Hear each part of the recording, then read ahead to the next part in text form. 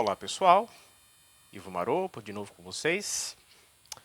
E hoje eu gostaria de falar de filosofia, né?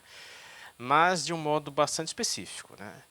No caso, a relação da filosofia com a utilidade, né?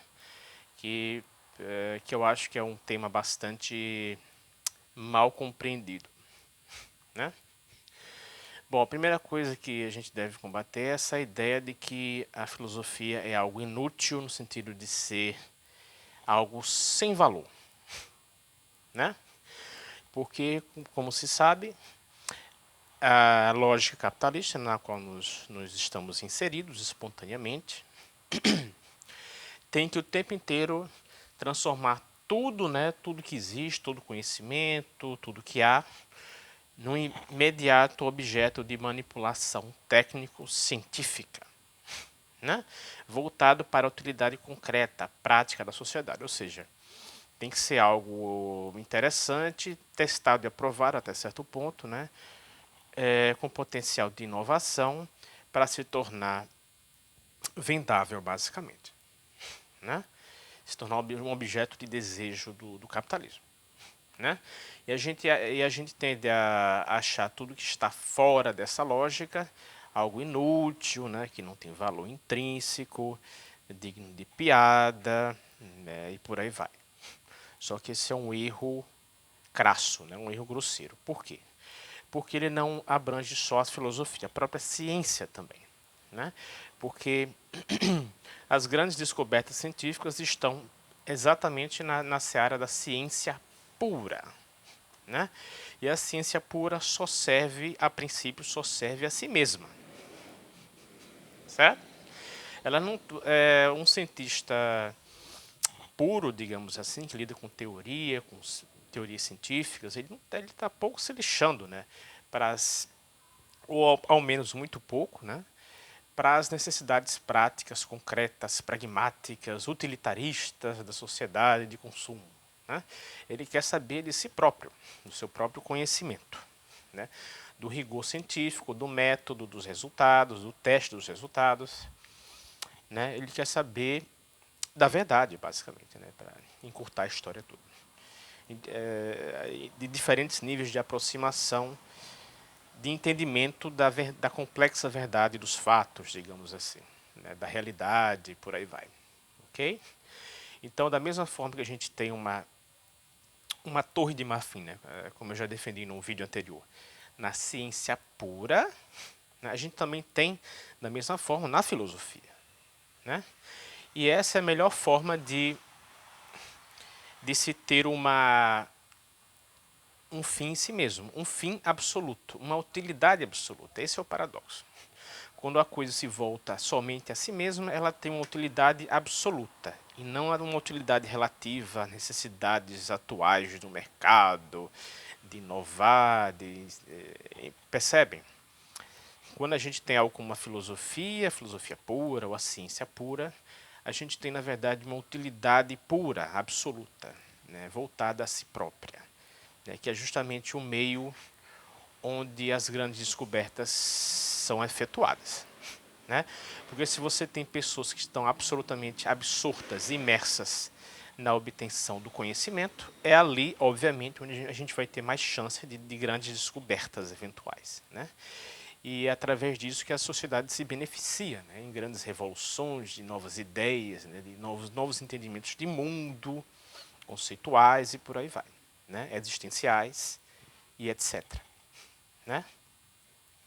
Então, esse é um erro comum, um erro crasso, grosseiro, na verdade, né, sobre a filosofia e também sobre a ciência pura, né, que sofre do mesmo mal, digamos assim, pelo menos é, na perspectiva do capitalismo imediatista, né, de utilidade, está sempre à mão para manipulação técnico-científica, como já falei, né, que vai servir a fins pragmáticos, né, do mercado, pessoas concretas e tudo mais, né? Então há muito de enganoso, né, nessa perspectiva, percebem?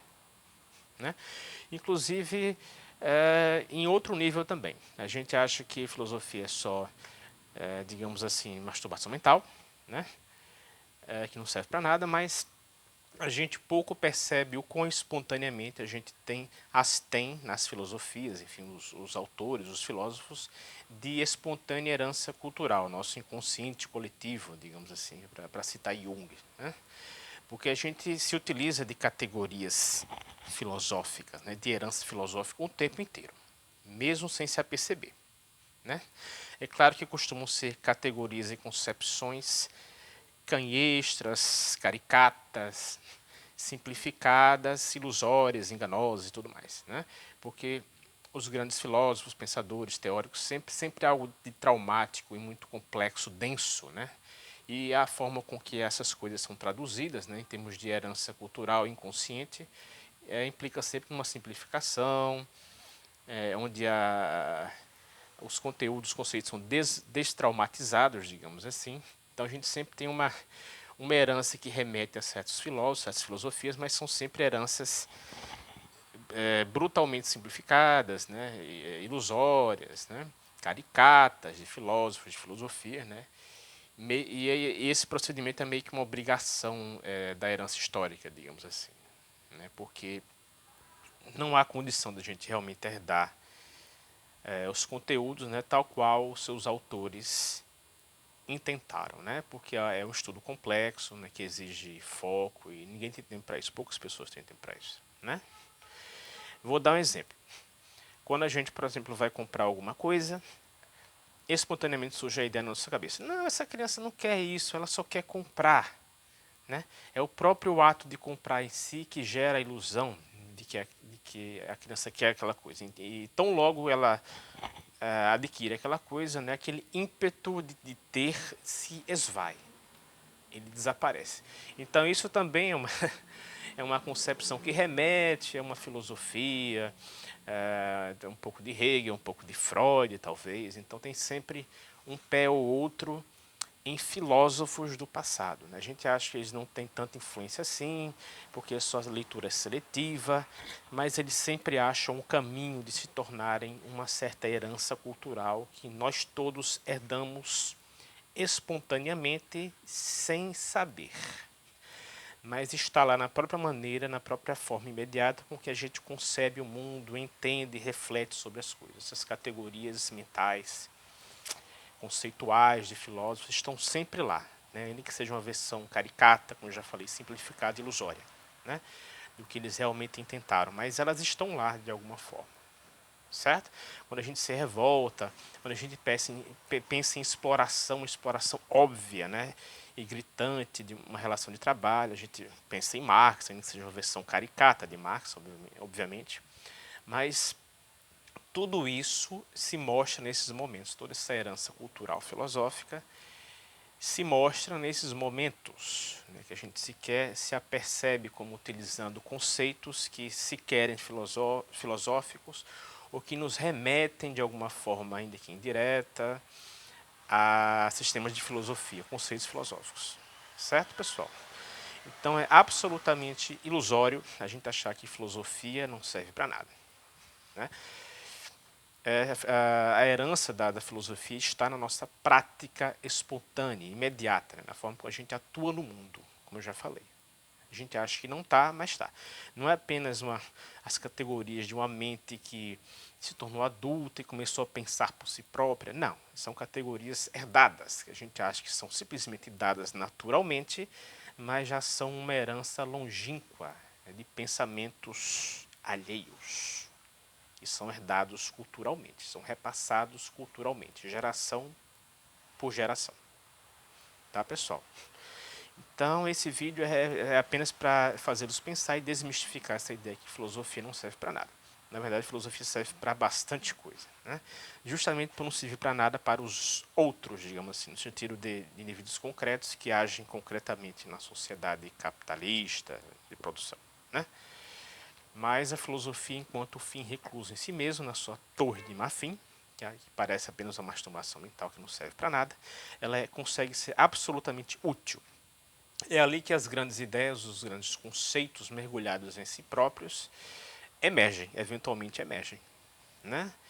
É justamente quando nós estamos totalmente imersos numa atividade pela própria atividade em si, é que os grandes feitos acontecem, né? Não só na filosofia, como na ciência pura, certo, pessoal? Aquela que não é aplicada, né? Aquela ciência pura de fato, né? E costuma ser difícil justamente pelo esforço abstrato, né? Já pressuposto numa atividade conceitual pura, numa ciência pura, numa filosofia pura. Certo, pessoal? Não é à toa essa dificuldade que a gente tem nas ciências puras, na filosofia pura, porque elas refletem essa dificuldade de um indivíduo que está imerso em pensamentos. Né?